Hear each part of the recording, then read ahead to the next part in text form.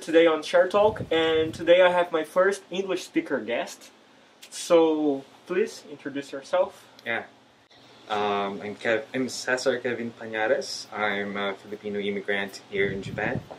I'm 6 years teaching English in Nagoya, Japan for 6 years now, and I'm doing also a consulting work also here in DiVE.tv, the organization responsible for this podcast, and I'm very affiliated with the head of this organization, and basically, yeah, that's why I get to know you and the rest of the people who work here. I see. Yes. So you said you've been teaching English for the past 6 years, so Yeah. that's the time you've been in Japan, 6 years? No, I've been here for, if I actually lost count, probably somewhere around 11 or to 12 years, and the half of that was I spent when I was a teenager. I spent half of those 12 years living here in Japan back in 2003 until 2010, 2011. So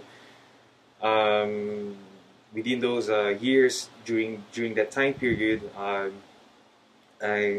was a teenager back then. I lived back and forth most of my vacations. I spent here. Started from months, extending from a month, 3 months, 5 months, and then eventually spending a year, 2 years, so somewhere around 6 years. So I've probably seen Japan in 2010s, in 2000s and 2010s, which is kind of a different Japan as of today. 2020s Japan, so it's kind of different. Yeah. Coming back and forth, Yeah. like from Japan and Philippines, and growing up at the same time, which is like essential part of your life. How did you manage, and how did you attend school at the time? True. Okay, so I was born and raised in Philippines. My first time here was in 2003, so it was just a big Christmas vacation actually. It was from December until January of 2004. December 2003 to January 2004. And spending vacations here and then studying back home, it's kind of like living in two worlds. First of all, because the first thing I noticed back then was the special thing was the weather. Because living in a tropical country, and pretty much every other person, every living being living in the tropics, in the tropical countries, we tend to complain how hot the weather goes for almost the entire year, right? Yes. So my first time was really fun because it was December 2003. We came here like wearing like 5 layers of clothing. So a shirt, a hoodie, and then a leather jacket. So of course it was out of sorts fashion-wise. We look terrible. We look awful. We didn't care. We're teenagers, right? So experiencing snow for the first time, winter for the first time. It was fun.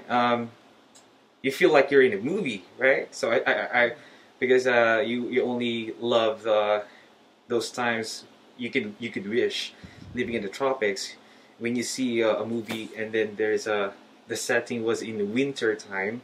Oh my gosh, like you wish like please take me there. It's so hot in here, right? So experiencing that, the weather, the difference of the weather of two countries. What else? Yeah, pretty much that was the remarkable part, the first part that I really enjoyed and also adjusted to. It wasn't always fun because I remember the first time taking a hot bath. You know, a Japanese hot bath. Oh. You know, it's like your ofuro, right? Yeah. Ofuro means like you're gonna submerge all of your body inside the hot tub with a hot running water, right? But like public, you went to? I did. I went to the public bath, of course, but in our home, it's just in basically in day to day setting. So in Philippines they don't have the bath, like in every house. It's like you can install like a hot shower for you, but most houses, their design is just to have a running water from the faucet, which is you don't control the temperature at all because you don't need hot water. Even in the winter? We don't have winter. Do you guys have winter in Brazil? I mean, it depends on, like, for example, right now in Brazil, it's very cold for some reason, like Really? almost 0 degrees. Like 0 degrees? Yes, on the south part of Brazil it's snowing. South part? South part of Brazil is snowing, but all the rest of Brazil it's really cold right now for some reason, but it's not. No, now it's winter, but it depends on each like month of the year. It's kind of random. So Philippines, it's always hot, like. I didn't know that. I'm kind of like in shock right now. I did. We never had. So basically, okay. In your case, in Brazil, how many seasons do you have? I mean, like I said, it's really random. Like there's sometimes like in the summer can be cold, in the winter can be hot. It's really random. You cannot choose. What's the coldest? Like. For the region that I was born in was like 10 degrees. 10 degrees. Yeah, it's like the really cold part. And that's the urban areas, right? Yeah, Sao Paulo, right? Yeah, yes. I didn't know this. I mean, but most of the time it's really hot. What's the most of the time? What's the temperature? 27, 30. 27, 30. Something like that. So a normal summer in tropics. Yeah, it's kind of like that. Yeah. I didn't know that. That was a. You guys are pretty much. We would love to have your weather than in Philippines. So Philippines, it's always hot. Yeah, I'd say from ranges to December to January, only those 2 months, the temperature drops to somewhere around 24. I see. 24. Probably the coldest could be 22, 23. Around those temperatures, we're already happy with that. It's like people, try to put sweater on. It's kind of stupid, but so basically, your winter is Hokkaido summer, basically. Exactly. Crazy. I think Hokkaido summer is still colder in our winter. Yeah, we don't have winter at all. So, like going to where did you attend high school? Was it here in Japan, Philippines? All of my academic years still in the Philippines. Elementary, high school, university. So, what did you study in university? In university, I studied. I majored in psychology. There are two. There are two branches of psychology. One is Bachelor of Science, and another one is Associate in Business. I think it's pretty much the same thing, but the difference was mine was Associate in Business. It was just less of science subjects. I didn't have. I forgot what's the subject called. It's like a biology, I guess. Something similar to biology. Yeah, something similar to biology. Yeah. So you said that there's two brands, and the one that you chose. How do you not you necessarily, but how people that study that branch, how do they find work, in which field they work in? Okay, yeah. So when you study psychology, let's say the maturity of psychology field until 2010s, I think I can say pretty much around the world, you can have two directions. Now you have almost like 3 or 4. So I can talk about that later, the 3 and 4. So the first two, usually, first one is what you can expect from a traditional perspective. Like a person studies psychology because they want to be a doctor someday. They want to be a clinical psychologist someday. So they became a therapist, a clinical psychologist. The character that you see in the movies, like that's what I have in mind. Yeah, sitting down, talking and writing stuff on a clipboard. The other one is on the business part, on the industrial part, which is the HR department, working in the HR department, and the other one is working in, like I mentioned this before, the industrial organizational psychology. Industrial organizational psychology, this is kind of like the shadow behind every organization, every established organization. It's like mostly a lot of them working in a consulting company, and they provide services in companies, in tech companies. For example, like there was a big revolution back in the 2010s. There was a big revolution in tech industry where office designs were revolutionized. Office open spaces for work, for offices, open spaces.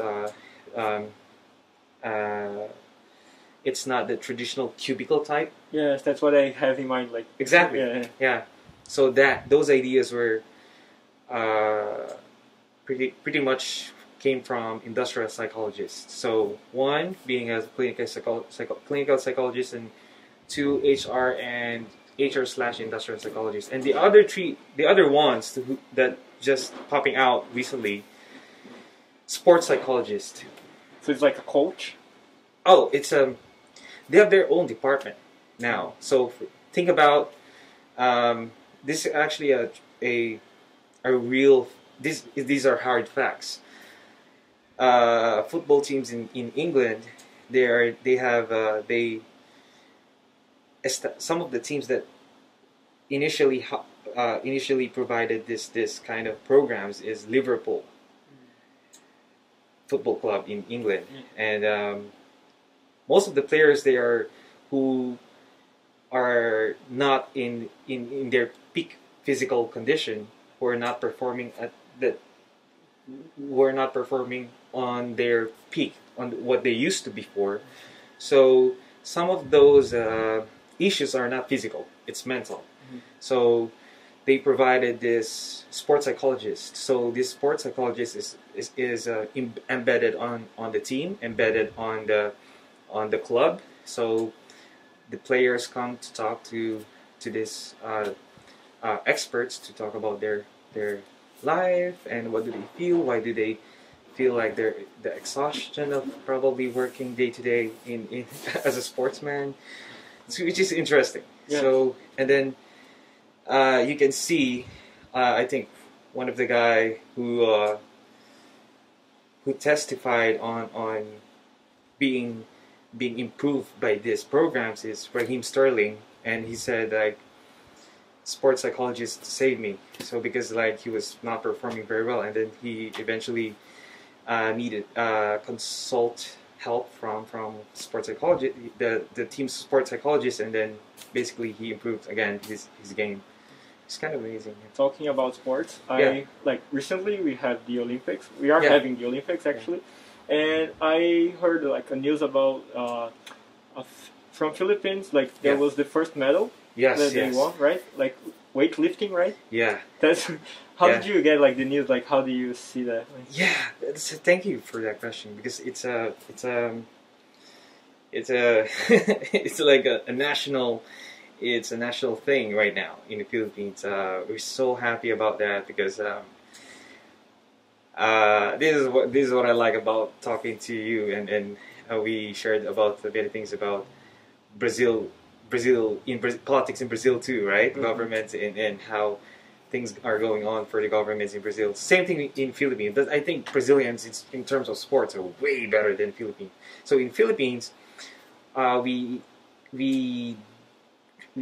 don't really feel that the government is supporting enough the sports programs. So imagine for 87 years of participating, I wish I got that correct, 87 years of participating in the Olympics, the closest one that we only had was silver medal, and it was kind of like, I think, way back, like... so this medal, it's the first gold. It's the first gold Ah, of the entire participation in the Olympics. So, think about that. So, and I was talking to my brothers a couple of days ago, and they just inject during the conversation that they cried watching the video, and I didn't say anything because I don't want to let people know that I also cried. Actually, I was watching this on the bus ride last week. I was watching a video and I had my glasses on, and then I saw the video and the reaction from Heidelin Didal, the weightlifter. Thank God I had glasses on because I got my tear falling down from my eyes. It was because it was a big lift. We take pride on things that anything that you could make the country feel proud. So it's amazing. Yeah. I cannot explain it. I'm kind of like how could I forgot the word. I'm downplaying the emotion, but it's really amazing. And we already have 2 medals. Just yesterday, the other boxer had a snatch of silver, and then there are 2 more who guarantee there's a medals coming. There's probably another gold coming in next coming days. I hope so. Yeah. And like the more I talk to you, we have conversations before. Yeah. And the more I see this correlation between Brazil and Philippines, we have so many similarities. Yes. And one thing that Brazil is really struggling right now, especially in the Olympics, is showing is that Brazil, the government, is not really supporting the athletes. Yeah. In the last last years. Mm-hmm. And I have no idea how the athletes they managed to get the medals, and because, for example, there's the Brazilians that came to Japan to the Olympics. 15% or 10% of them actually work in Brazil as in driving apps. So they are So I have no idea. Like most of them, they have to survive. Like it's a huge percentage of them. I don't remember the number exactly, but a large number of them, they have to survive with $300 a month. And they're like professional athletes. And they're coming here in the Olympics. And I'm really like proud of them because they are getting medals. And how do they get medals? Because they have to work normal shift jobs, you know. And it's people in Brazil are really struggling, especially because of the pandemic. But I mean, it's really complicated. Like can we talk about the pandemic? Yes, just even for a while. How's the pandemic situation in Brazil? Because I heard probably like 4 to 5 months ago, it was sort of, for a lack of better word, it was hell. Yeah, it was really bad. So in Brazil, we have like the government was neglecting the pandemic. They were like. It was copying other countries like America or the UK in the beginning. They were like that. But after a few months, they turned it back. You know, like Boris Johnson gave up on the idea of just letting the people out. And even in America, Trump, he started to buy vaccines a lot. So even though the discuss was different, his saying was different than his actions, he cared in some way. But in Brazil, they were neglecting the pandemic. So there was actually a lot of proposals to the government to buy vaccines from Pfizer. And the government didn't respond to the emails. So we got the vaccines like really late in the pandemic. And that caused a lot of trouble to Brazil. And actually now in the Congress, they are running like an investigation about all of that. So it's happening. It's happening. Yeah, it's not over yet, and it's in the middle. So it's progressing better. are things getting better? Yeah, like now, maybe I don't remember the number exactly, but almost 30% of the population, no, 20% of the population in Brazil is already fully vaccinated. Fully vaccinated. Okay. Yes, and like the first dose, it's even a much higher number. So now it's more controlled, but it was like you said, it was hell a few months ago. Mm-hmm. And by the way, did you receive your vaccination? Actually, I already got vaccinated. You got vaccinated already? Yes, already. Yeah. So you live like an hour away from the central Nagoya, right? Yes, yes, yes. How's that? How's that possible?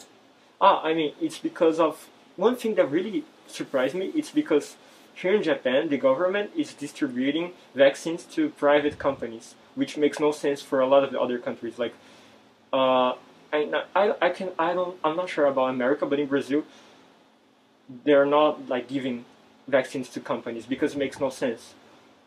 And actually, the companies that make the vaccines, they don't sell to companies; they only sell to governments. But here in Japan, they are giving to companies. So I actually got vaccinated from a company that one of my parents work in. Oh, so, I see. Yes. So I really find that really funny, like just giving vaccines to companies. I kind of like. That's true. I think that's the corporate Japan working. Yes. But yeah, I kind of felt guilty a little bit, For example, I'm really young, and because of the company, I was getting vaccinated, but there was a lot of like elder people who are not getting vaccinated, most, right? Yeah. They have to be and they first are in the waiting line, for the government to give them the vaccine, but they don't get it from the government. So it's really weird, right? True, because I think that's corporate Japan. Yeah, that's corporate Japan. Probably. After being vaccinated, did you feel anything weird in your body? No, actually, I didn't have any reactions to it. I just because if it's on the muscle, I felt like I went to the gym, the next day. Yeah, it was really hurting, but not hurting like in a bad way. It's more like gym hurting, Okay. Like I left, like if you lift a weight, all right, and you're not used to, and I'm kind of like cross fingers with that. But just a minor question. What's your blood type? Japanese people ask that a lot, right? I mean, I know you're not Japanese. Actually, I'm not sure. Like, I'm pretty sure, 90% sure that I'm like O, negative, no, positive. Okay. But I have to check. Actually, it's funny, right? The way that Japanese people really care about blood type and. Oh yeah. Why did you ask that? No, I asked that for the sub reason for asking that was, of course, with the personality types kind of thing. But I was asking about that because of the what are the effects could be, because I'm the same. I have the same blood type. I'm O. So I'm kind of projecting a theory here. If we have the same blood type and nothing goes wrong in your case, and we have the same blood type, so pretty much I can expect that there's nothing gonna go wrong in me being vaccinated as well. No. I think it's not related to blood type. Maybe it's mostly because of age, probably. Right. Yes. Right. So going back to the university, how was the college experience in Philippines for you? Right. Okay, so this question, right? How's the college experience? So,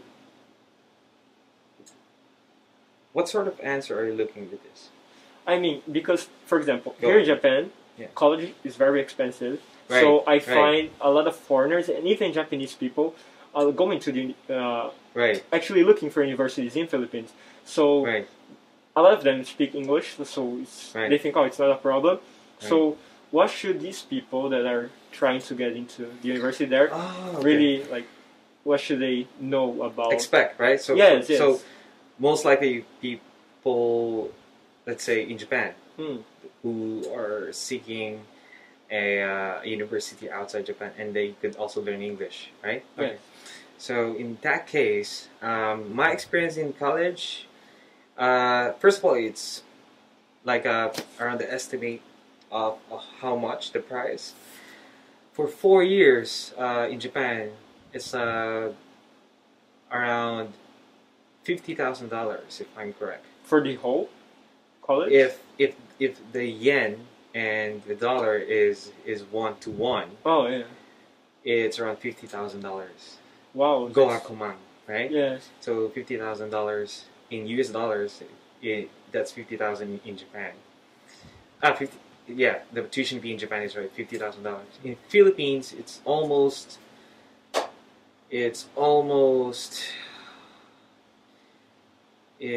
Okay. So it's almost like just 8,000 US dollars. Wow. So compared to Japan's 50, in Philippines it's just $8,000 for the whole 4 years. So it's kind of cheap. A lot cheaper.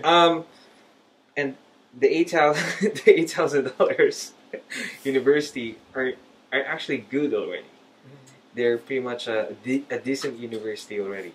And if your goal is to learn English there, study the curriculum, everything in English, and looking for a English-based curriculum, you can pretty much really like propel your progress from close to being native at the end of the school year. Finishing your college in the Philippines, you can you can propel to close as being native. It depends, of course, of how much you study. Yes. Of course, right? So, like, in these universities, if you go there as a foreigner who speaks English, do you have to attend a different kind of college that has it's special to receive foreigners, or no? No, you can't pretty much attend any. Yeah. Really? Yeah. You don't have to learn Tagalog. No. No? Yeah, not at all. Yeah. I don't think so. I don't think so. I don't think so. Okay, so the people that I met in the universities, most of them, they came from the Middle East and Africa. I never heard of anything like that. I see. Studying, going from a language school first, like a seminar thing. What's the word I'm looking for? Like a introductory to the Philippines school. No, it's nothing like that. You just go straight to the university, and Philippines is pretty chill. It's pretty chill. Of course, and you don't have to adjust to the people. You can just expect to go to your classes normally, and I can say this pretty much confidently. And okay, I'm gonna put an example from there are I'm gonna base universities based on their socioeconomic status. Okay, rich universities, middle class universities. I went to the middle class universities. So if you go to middle class universities, you can expect that everybody would welcome you, be friendly with you, and somehow, of course, huge part of the daily conversation is still in Tagalog.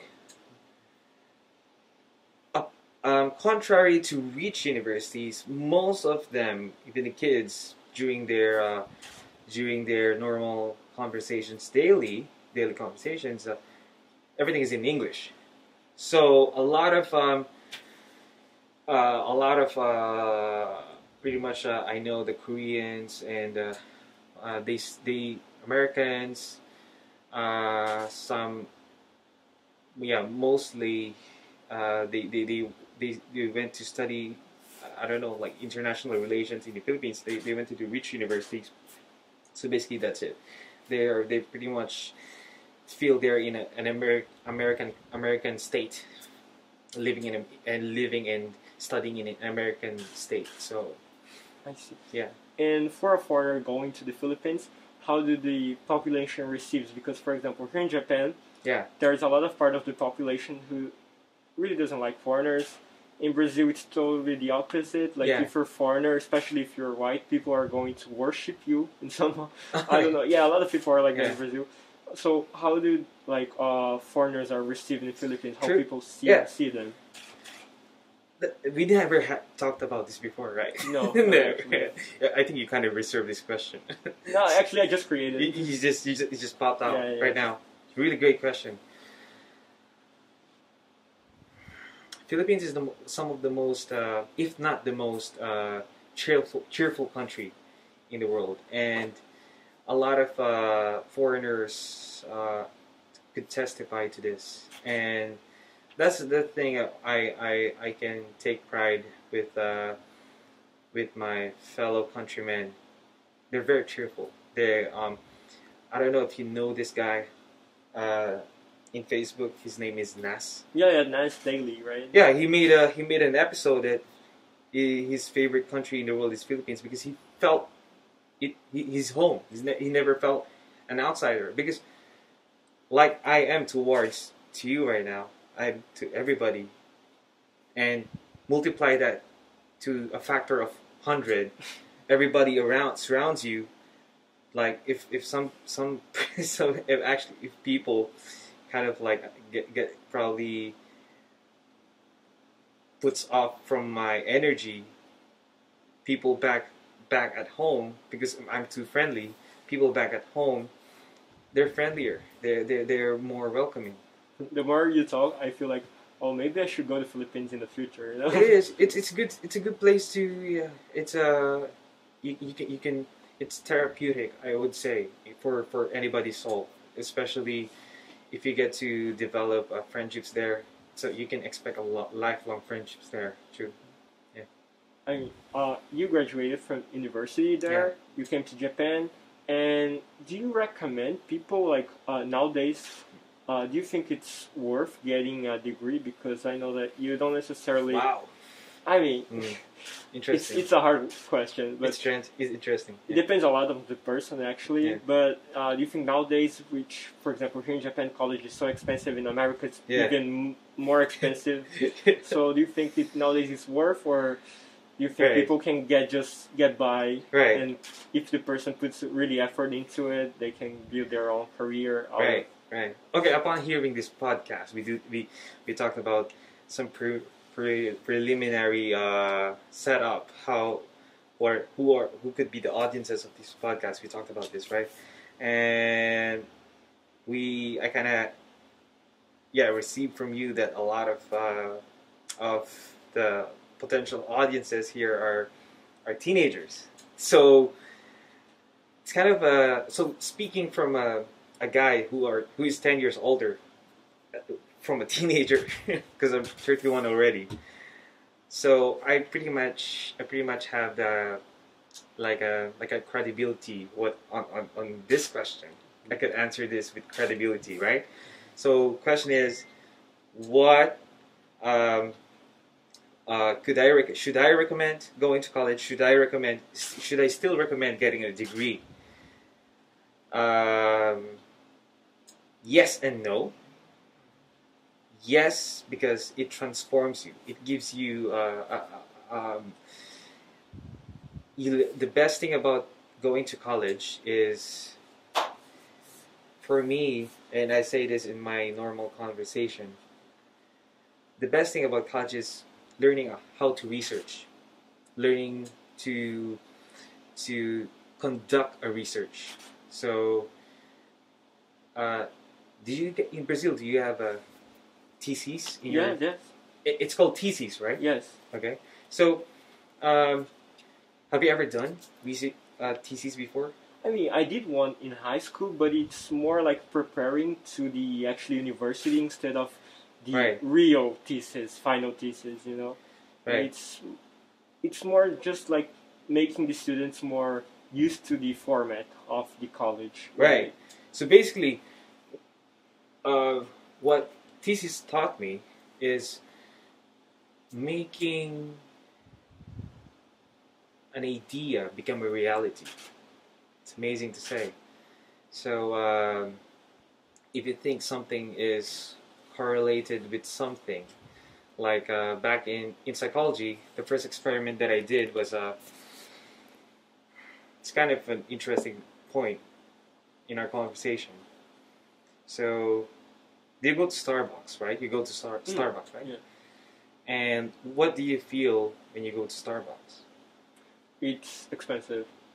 And it's not really that. It's overrated. It's overrated. Yeah, it's overrated. But the feeling of sitting and have drinking coffee inside the Starbucks, how do you feel? I mean, it feels like it's comfortable, you know. Comfortable. Yeah, it's comfortable, you know. So People it changes your mood somehow. Yeah.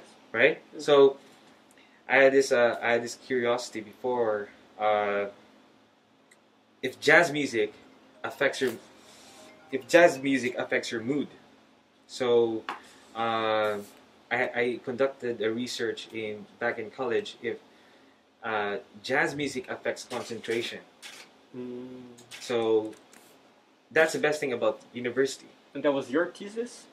That's just actually the psychological experiment in one subject. Oh, okay. My thesis is another topic. Yeah. So that's what university gives you. Your brain is broken apart to be open to ideas. So pretty much it amplifies your brain for learning. So it's not about the subject only itself. It's more like the way of learning, the networking that you're going to make. Yes. And the amount of curiosity you will have during the time. So it's important. It's important that because what year do Brazilians start in university in Brazil? I mean the age. Your age. Around actually 17. 17, same. Yeah, it's the same. Here in Japan is 18, right? It's a little bit. Yeah. 18 because they have the senior and junior high school. That's part of it. So same in Philippines and Brazil. I think they're changing already. Back in my day, 17. So I think 17 going to university at 17 is pretty young because your mind is not really prepared to conceive a lot of information because hormones. you think about a lot of issues in your high school. That's why I made that question because there's a lot of people that are 17 graduating and they think, oh, so I'm 17, so I have to get into a college. Yeah. So I'm gonna get a depth of 10 years or something, you know. Right. Yes. Right. Just to get into the first university. Don't rush. My advice is don't rush to go to university. In my case, I spent a year when I was 18 because the first year after graduating in Philippines, I went back to Japan, and because we were applying for a permanent residency on our visa during that time. So upon receiving that, we went back, spent a year in university. It was okay, but in terms of experience, it was great. But learning, it's okay.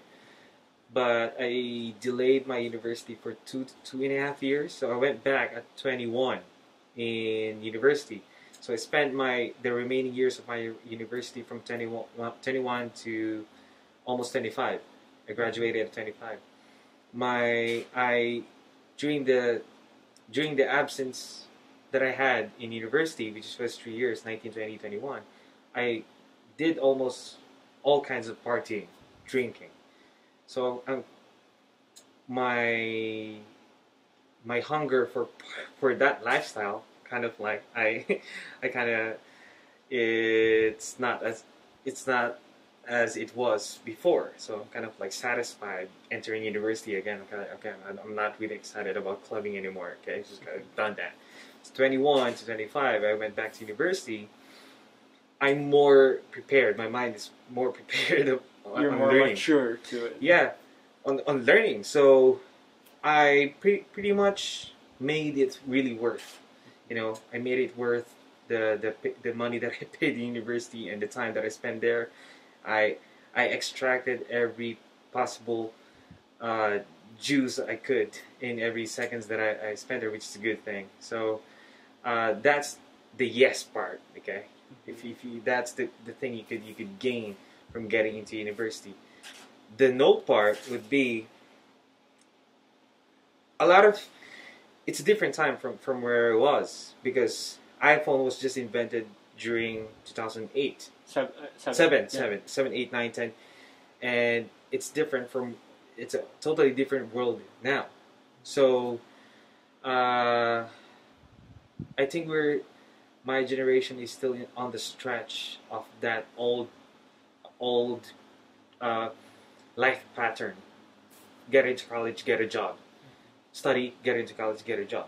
Nowadays, you could make an app, and if it's good enough, you could earn a living. You could turn that into your life's work, right?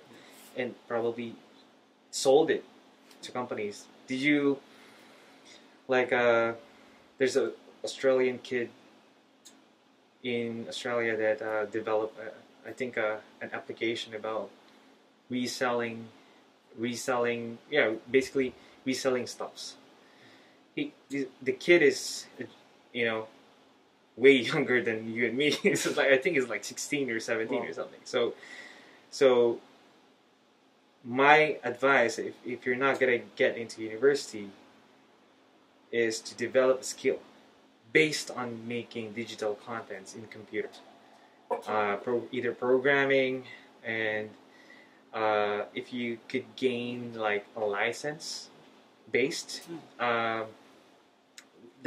which you could put on your resume, that could be a good, that's helpful. It's helpful. So that's people who don't want to go to university. Pretty much because they have reasons, right? They're confident, like, no, I don't want to go there because it's just not accessible, sometimes. Okay, if it's not accessible, sometimes they cannot afford. Yeah, study something. That's and anything about computers, try to excel. Yes. So you told me that you worked as a English teacher for the past 6 years, and how was the English teacher experience here in Japan? It was great. So coming here initially from an English-speaking country in Philippines, it's so difficult at first because the language that you get, because my expectation when I was in elementary in the Philippines, I thought the whole world speaks English. Really? Yeah. It makes sense to think that, right? If you grow up in a country where everybody speaks English, because you study that, yes, right? Yes. Because the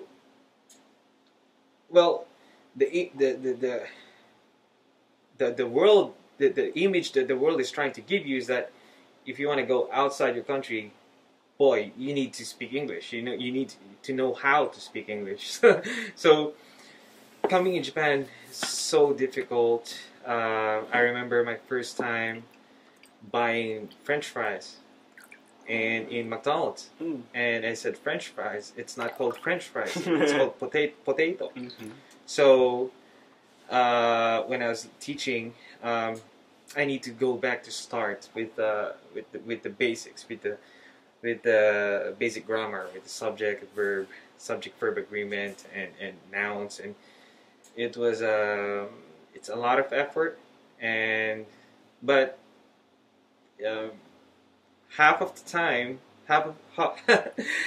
because there are different kinds of being a teacher, right? ALT is one of the most popular. ALT is what they call assistant teacher something. Assistant language teacher. So basically, you're an assistant to, and most of the jobs that you get are in elementary and high school. Here in Japan, it's very common, right? Yes. So I don't do that, and so what I do is what they call eikaiwa, so English conversation. So Eikaiwa is a setting where you and the student, you could just had the room for the both of you, one-on-one. They call it man-to-man. So in one room, in one cubicle, you spent learning together, just the two of you. But you could have three as a group, students as a group. You could also have two students as a group. Depends on what do they wish for. So it's kind of it's and yeah. For these Eikaiwa? Yeah, Eikaiwa. Yeah. Eikaiwa. So do you need a license, a teaching license to do that? Yeah, some of them they require. But not all of them. But not all of them. In my case, my qualifications were, well, my curriculum, all of my curriculums since I was young in the Philippines, everything is in English, so that's possible. But some of it would be really helpful on your resume if you have licenses like TESOL, TOEFL, those kind of examinations so you should, for English learning. I see.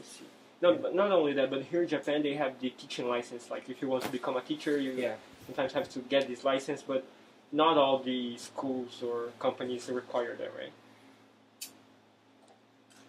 Some. Oh, I see. Some. That makes more complicated. Yeah. It's better to have it like TESOL or something.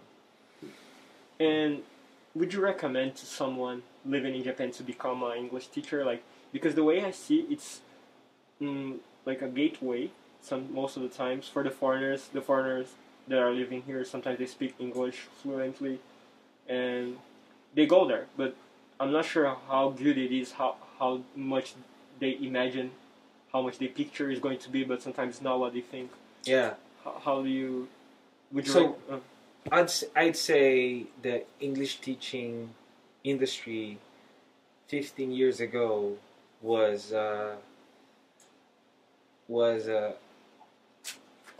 profitable, and also in its best period, I guess. So, meaning to say, there are enough demand for English teaching, English learning. There are many students who wants to learn English, and there are enough teachers. But I entered the industry 6 years ago, 2015. So it was all.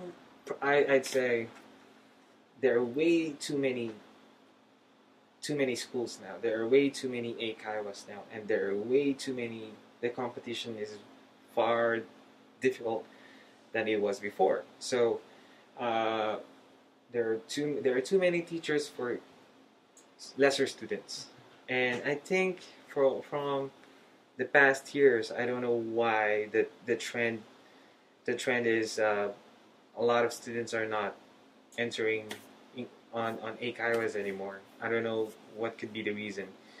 It's not my school, the company that I work for. It doesn't have as much students than they had before. I don't know exactly what are the reasons, and I'm not so curious about it anymore. Because there is demand, right? Most of the Japanese people don't. Yeah. I don't know why, but yeah, big part of why it was English teaching industry was booming back then was the Olympics. That makes sense. A lot of people wanted to volunteer, and they wanted to study basic English stuff for volunteering in the Olympics. So, would I recommend?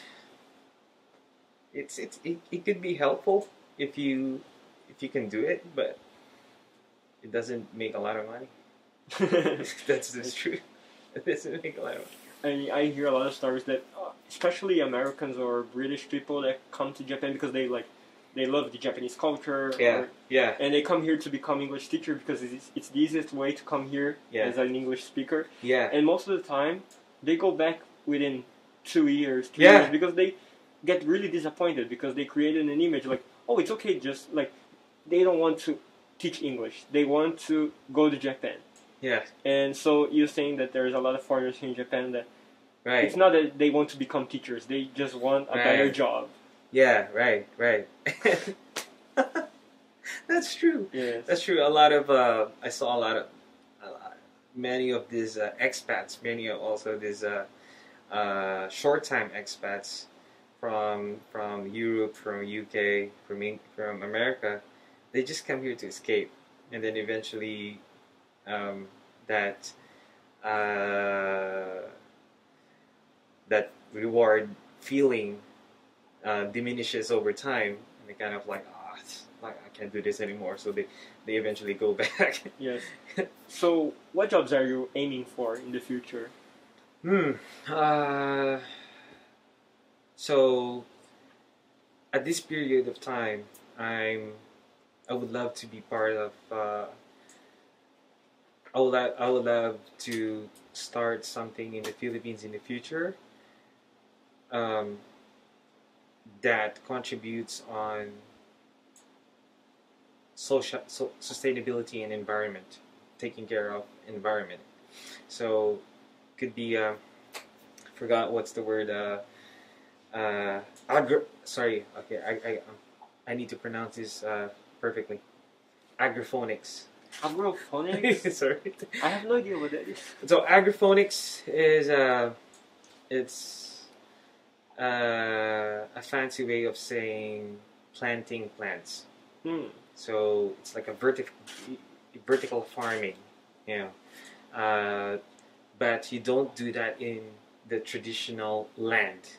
You could set up a warehouse, a space where you could plant any sort of vegetables and yield crops there, and in a very sustainably contained environment. So the water that supplies the vegetation, the plants, also is the water that's it's basically just going on its cycle inside the facility. So it's like very fast, efficient, and sustainable. Yeah. Sustainable, efficient. Special water, special soil. Low. What's the word I'm looking for? Low maintenance. It's a low maintenance facility, but it's very sustainable. So some of the best practices that you could do with this concept is, for example, in Philippines there are so many areas that are vulnerable to typhoons, so storms, typhoons. So when that happens, the vegetation gets ruined by the storm and the flooding. So if you set up agroponic warehouses or agroponic spaces, you could create a source of a very good resource of food in some towns that is sustainable and also reliable source. So they don't have to rely on the crops, and they could worry less about the typhoons and the storms. How do you see the Philippine community here in Japan in the future? Oh, okay. Filipino. I didn't expect that question. Okay, Filipino community in the future. Okay. In Japan. Filipino community in Japan in the future. I could see some maturity. Because I think the individual plays a big role on what makes up a community. So I think from my observation, a lot of Filipinos are maturing to be more civilized people living in Japan. So you mean more Japanese? Kind of in between. So they're adapting well, but at the same time they understanding how to manage themselves not only to survive in Japan, but also create a very like a satisfactory lifestyle, satisfactory living. So, and because I feel regardless for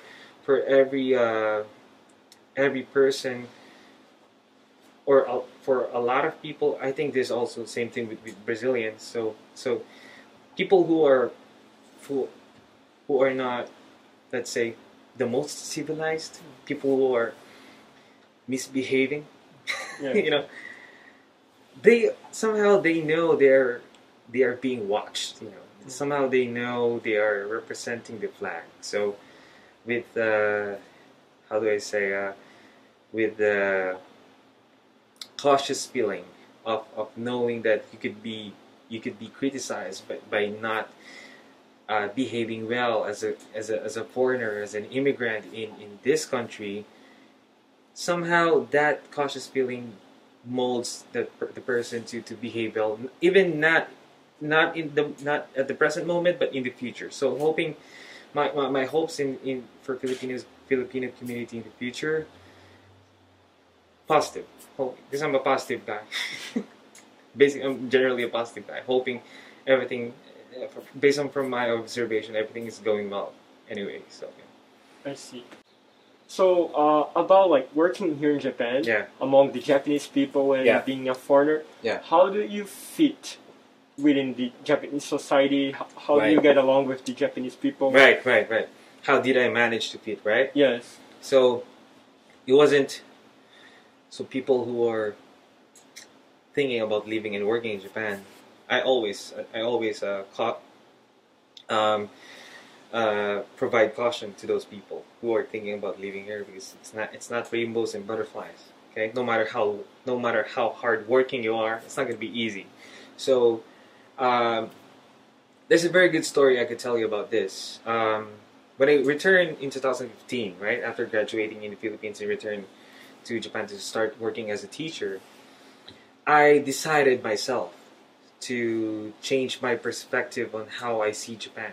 So when you first time you come to Japan, the first thing you can feel, the first thing you can is everything is strange, especially in workplaces, right? Because it feels like everybody's stoic.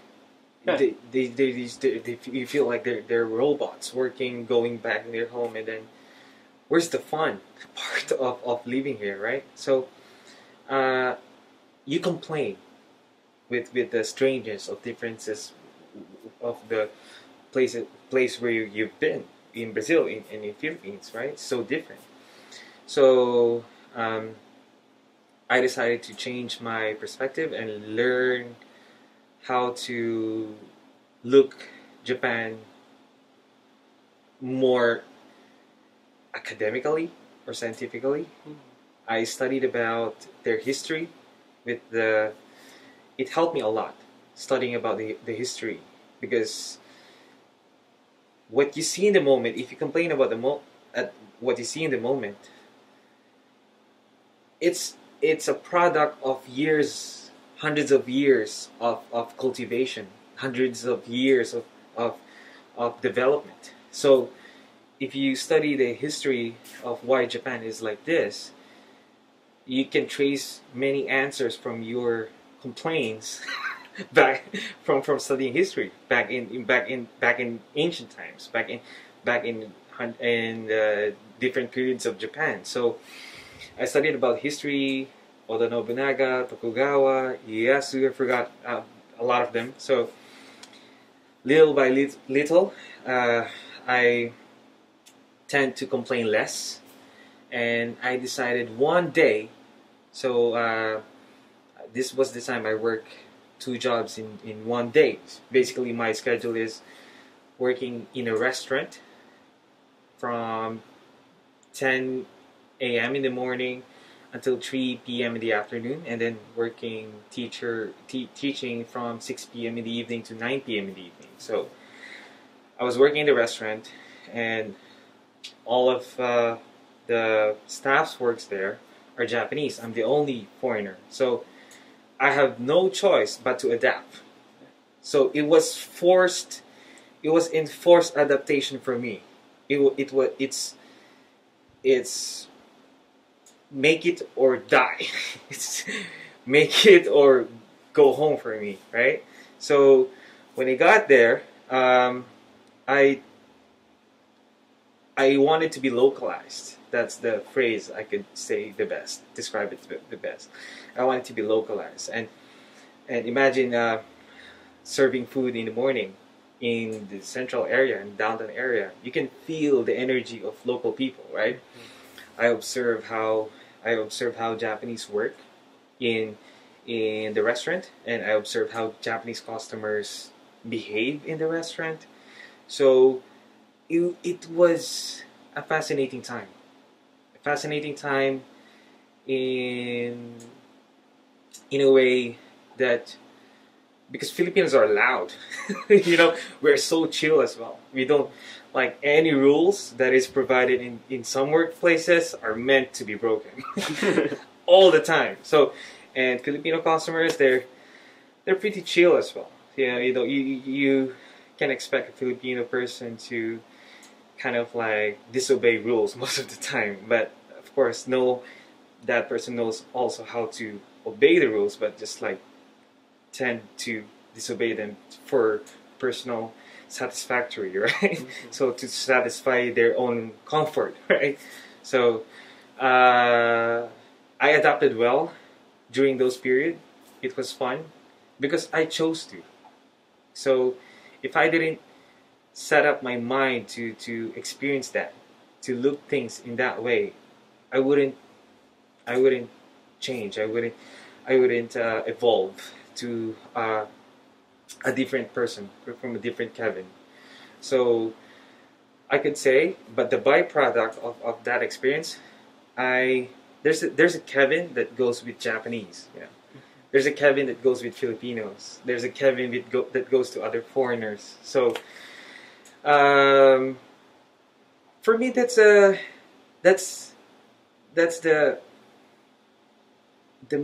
best meaning of trying to understand culture. Stop complaining, but understand them. The way they would understand you. If you don't like it, it's okay, because there are other countries in the world that you could probably fit in more. But in my case, because I was living in Japan, yeah, I can describe this like, probably I told this sometimes with our other Brazilian friends, that I share some Asianness with Japanese, even though Japan is totally strange world for Filipinos, but we're still Asian. So the Asianness probably is conservativeness, the conservativity, the being humble and polite, that kind of personality. So yeah, so that's how I manage my life, adapting to Japanese people. Try to open your mind and complain less. So a lot of foreigners that came here, especially young people, yeah, they came because of their parents. They didn't choose to be here. Right, they were dragged by their parents to work usually. Yes. And you were one of them. Right? I was one of them. And how did you accept that? How did you grow up in that case?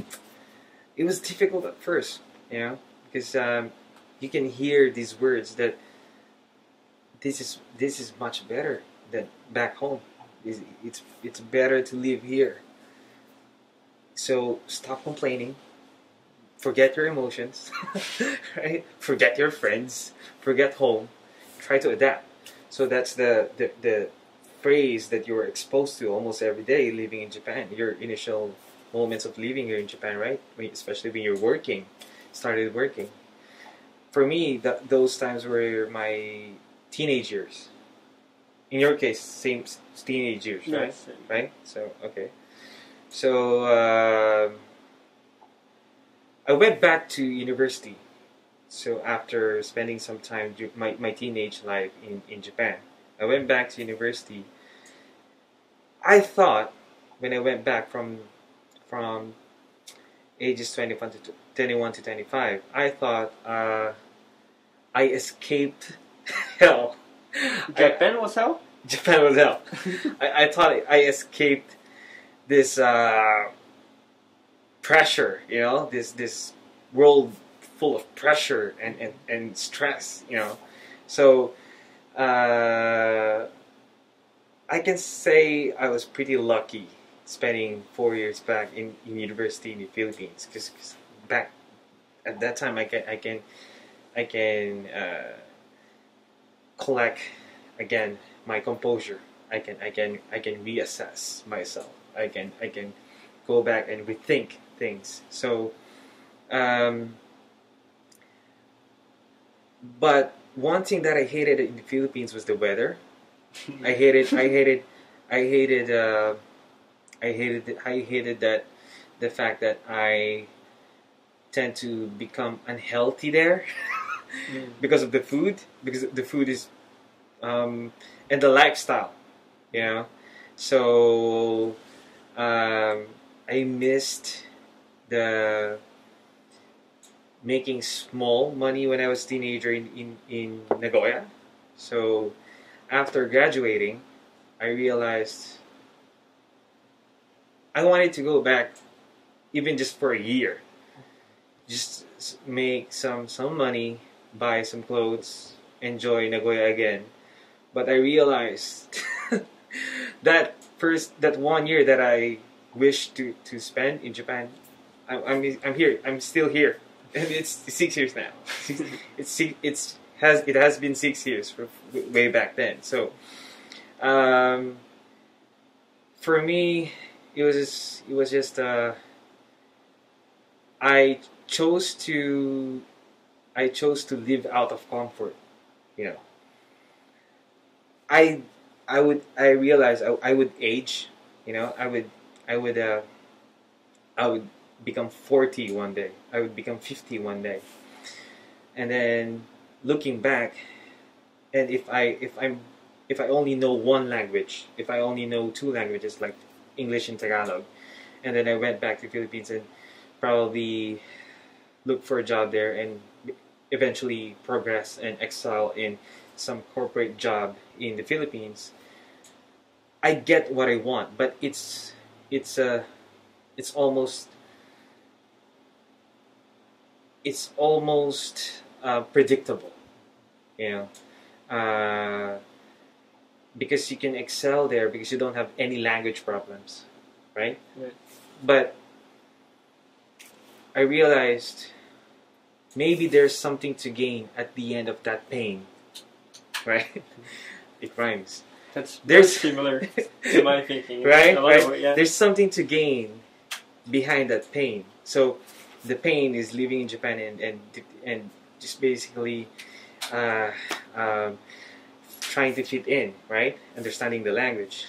Maybe there's something to gain here. So that has always been the way I think things. So at the end of let's say, at some point, would I regret doing this?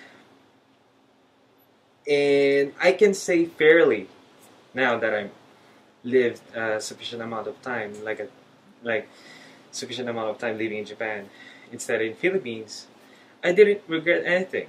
I can say I pretty much. There's a lot of articles that has been written about this, that you have a better sense of self when you live in other countries, not in your hometown, because when you the person you develop, who you are in your hometown, is just a programming that has been developed for hundreds of years, and you just happen to be born there. You would never know if you are a different person. You would never know if you don't like that. You would never know if there's another you if you don't choose to live to another place. So it could be it could be other countries, not just Japan. So that's how I felt eventually living here in Japan, living in two countries. I got to develop a better sense of who I was as a person. So you develop a greater self-awareness of who you are. So you have a better you have a better eye for understanding details of people back home. They're behaving this way because that's the trend. They're just following the trend. But here you're behaving this way not just because of the trend, because you tend to behave this much better. So that's pretty much it. Yeah. So I would like to thank you to coming here today and being this incredible guest, the first English speaker guest that I had. I had fun. Actually, I was kind of nervous in the beginning, you know, like speaking English, and how is that going to be? Am I going to run out of vocabulary in the middle? You know, so I mean, since it's the end, maybe you can promote like information about you. I mean, like social medias or a project that you're doing, something like that. All right. So, well, first of all, you did a great job. You did a great job, and your questions are pretty much on point, and the way you put it out is great. So, for people who wants to reach me, you can you can follow me on Instagram at Cesar Kevin Panares. So C is CESARKEVINPANARES. You can just put it on. I'm going to put it on the description. All right. Yeah. So thank you for today. Yeah. Thank you again. Thanks, man. Thank you. I had fun. Yeah.